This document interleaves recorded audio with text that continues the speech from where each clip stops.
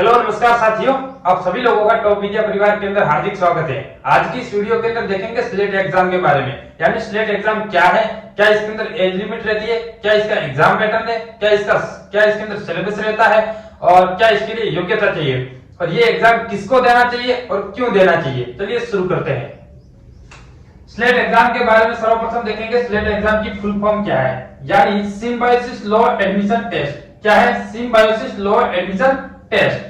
ये एग्जाम क्या है? ये एक राष्ट्रीय स्तर की प्रवेश परीक्षा है, यानी यह एक एंट्रेंस एग्जाम है। ये एंट्रेंस एग्जाम किसको देना चाहिए? ये एंट्रेंस एग्जाम उसको देना चाहिए जिसे सिम्बायोसिस लॉ यूनिवर्सिटी से लॉ करना है, यानी सिम्बायोसिस लॉ यूनिवर्सिटी से बीए एलएलबी करनी हो, उसे ये एग्जाम देना चाहिए। ये एग्जाम आयोजित कौन करवाता है? इस एग्जाम की अगर बात करें तो ये एग्जाम सिम्बायोसिस इंटरनेशनल यूनिवर्सिटी के द्वारा आयोजित करवाया जाता है। किसके द्वारा करवाया जाता है?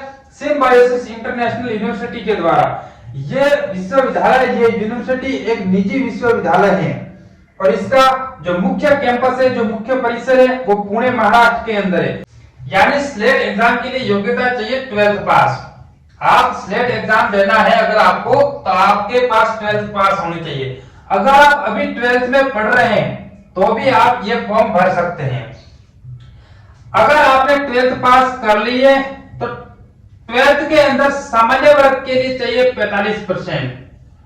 अगर आप SC ST कैटेगरी के अंदर आते हैं तो आपके चाहिए 12th के अंदर 40%।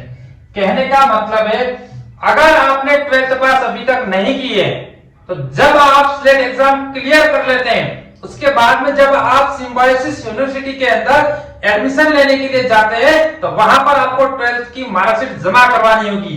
यानी एडमिशन के वक्त उससे पहले आपको 12th पास करनी होगी और 12th के अंदर सामान्य वर्ग के लिए 45% और SC ST वर्ग के लिए 40% होने चाहिए। अब देखते हैं एज लिमिट के बारे में। यानी स्लेट एग्जाम के लिए कोई एज लिमिट निर्धारित नहीं है। कहने का मतलब है मैक्सिमम या मिनिमम आयु सीमा निर्धारित नहीं है। अब देखते हैं फीस के बारे में। यानी स्लेट एग्जाम के एप्लीकेशन फॉर्म के लिए आपको 2250 रुपए पे करने होंगे, यानी यहाँ पर फीस लगेगी 2250 रुपए। चाहे आप जनरल कैटेगरी के अंदर हो या ओबीसी SC ST किसी भी कैटेगरी के अंदर अगर आप आते हैं तो आप सभी के लिए यहाँ पे जो फीस रहेगी वो सभी के लिए समान रहने वाली है। यानी योग्यता चाहिए 12th पास। 12th के अंदर चाहिए सामान्य वर्ग के लिए 45%, SC ST वर्ग के लिए चाहिए 40%। यहाँ पे कोई मैक्सिमम या मिनिमम एज लिमिट नहीं है, निर्धारित नहीं है। फीस यहाँ पे चाहिए 2250 रुपए। आप चाहे जनरल के अंदर हो चाहे SC ST कैटेगरी के अंदर, सबके लिए फीस यहाँ पर समान रहने वाली है, 2250 रुपए रहने वाली है। अब देखेंगे कोर्स के बारे में। यानी जब स्लेट एग्जाम देते हैं और क्लियर कर लेते हैं तो उसके बाद में आप यहाँ पर कौन कौन से कोर्स कर सकते हैं, चलिए देखते हैं।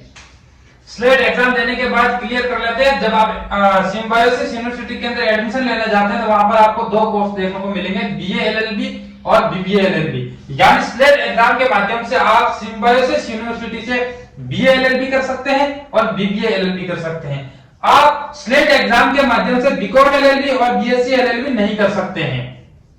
आप स्लेट एग्जाम के माध्यम से BA LLB और BBA LLB कर सकते हैं। कौन सी नहीं कर सकते हैं? BSc LLB और BCom LLB नहीं कर सकते हैं। आप BA LLB और BBA LLB के अंदर कोर्स अवधि क्या रहने वाली है? तो 5 वर्ष कोर्स अवधि यहाँ पे रहने वाली है। अब देखते हैं एग्जाम पैटर्न के बारे में। यानी ये एग्जाम ऑनलाइन होगा या ऑफलाइन होगा? तो ये एग्जाम ऑनलाइन होने वाला है, यानी CBT exam, computer based test ये होता है। इस एग्जाम का मोड क्या होगा? इस एग्जाम का मोड होगा ऑनलाइन। इस एग्जाम का माध्यम रहेगा इंग्लिश, यानी ये एग्जाम ऑनलाइन होगा। इस एग्जाम का जो माध्यम है, मीडियम वो रहने वाला है इंग्लिश। ये एग्जाम ऑफलाइन नहीं होता है। ये एग्जाम हिंदी मीडियम के अंदर भी नहीं होता है। इस एग्जाम के अंदर कितने क्वेश्चन आते हैं? इस एग्जाम के अंदर 60 क्वेश्चन आते हैं और टोटल मार्क्स भी 60 रहने वाले हैं, यानी 60 क्वेश्चन 60 मार्क्स, यानी एक क्वेश्चन का 1 मार्क्स। क्या इस एग्जाम के अंदर नेगेटिव मार्किंग भी है? बिल्कुल नहीं। यानी बिना टेंशन लिए हुए इस एग्जाम के अंदर सारे क्वेश्चन आप कर सकते हैं। जो भी क्वेश्चन आते हैं उनको तो करना ही है, जो क्वेश्चन नहीं भी आते हैं उनके अंदर भी तुक्का बिना टेंशन बेझिझक मारना है। यानी इस एग्जाम के अंदर नेगेटिव मार्किंग नहीं है। और अपना एक ही रूल है, जिस एग्जाम के अंदर नेगेटिव मार्किंग नहीं है उस एग्जाम के अंदर बिना टेंशन सारे के सारे सवाल करने हैं। क्यों? क्योंकि नेगेटिव होने का कोई भी यहां पे डर नहीं है, इसलिए यहां पे सारे क्वेश्चन करके आना है। अब देखते हैं सिलेबस के बारे में, यानी स्लेट एग्जाम के लिए क्या सिलेबस रहने वाला है। तो यहां पर आपको सिलेबस के अंदर 5 सेक्शन देखने को मिलेंगे। पहला सेक्शन के अंदर लीगल रीजनिंग, यानी लीगल रीजनिंग से रिलेटेड सवाल आएंगे। क्या है लीगल रीजनिंग? लीगल रीजनिंग का मतलब है यहाँ पे आपको कानून से जुड़े प्रश्न देखने को मिलेंगे। कितने सवाल आएंगे यहाँ पर? 12 क्वेश्चन आपको यहाँ पर देखने को मिलेंगे। दूसरा सेक्शन है लॉजिकल रीजनिंग, यानी तर्क लगाना, सोचने समझने की क्षमता, तर्क लगाना, निष्कर्ष निकालना, यानी तर्क शक्ति से संबंधित आपको यहाँ पर सवाल देखने को मिलेंगे। कितने सवाल देखने को मिलेंगे? यहाँ पर 12 सवाल देखने को मिलेंगे। तीसरा है एनालिटिकल रीजनिंग, यानी गणित से संबंधित सवाल आपको यहाँ पर देखने को मिलेंगे। जहां पर भी आपको 12 क्वेश्चन देखने को मिल सकते हैं। कहने का मतलब है विश्लेषणात्मक गणित से संबंधित आपको यहाँ पर सवाल देखने को मिलेंगे। यहाँ पर देखते हैं चौथा सेक्शन के अंदर इंग्लिश के अंदर आपको 12 क्वेश्चन देखने को मिलेंगे। रीडिंग कॉम्प्रिहेंसिव, ग्रामर या वोकेबुलरी से रिलेटेड आपको सवाल देखने को मिल सकते हैं।